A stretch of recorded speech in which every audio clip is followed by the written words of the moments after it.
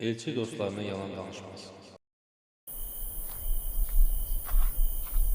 Ya Hüseyin, Kufədən gələn bir misafirlə görüşdük. O bizə son dərəcə mühüm xəbərlər gətirdi. Bunları dərhal sizinlə bölüşməliyəm. Müslüm sizi Kufəyə çağırdıqdan sonra təəssüf ki, xalqın xəyanəti ilə üzləşdi. Sizə beyət edən minlərlə adam Yezdin qorxusundan verdikləri sözü unutdular. Onlar qapılarını Müslümin üzünə bağladılar, onu tək qoydular. Zalım hakimiyyət nəhayət Müslümi yaxaladı və onun canına qıydı.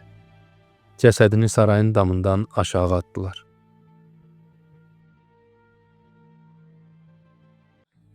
Ey Səba, mənim deməyimə icazə vermədilər.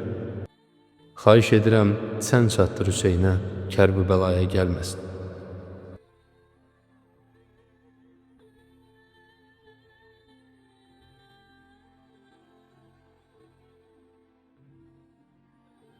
Həzrət Hüseyin karvanına belə müraciət etdi. Rəhman və Rəhim Allahın adı ilə. Bizə çox acı bir xəbər çatdı. Müslüm ibn Əqil və Hani ibn Urvə şəhid edildilər. Tərəfdarlarımız bizi yalnız və köməksiz qoydular. Aranızdan geri dönmək istəyən varsa, buyursun dönsün. Bizim tərəfimizdən onun boynunda heç bir haqq yoxdur.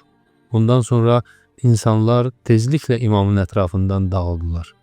Yalnız Mədinədən bəri İmam Hüseyinlə birlikdə olanlar qaldılar.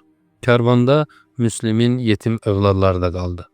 Onlar da Həzrət Hüseynlə birlikdə bu şərəfli yola davam etdilər.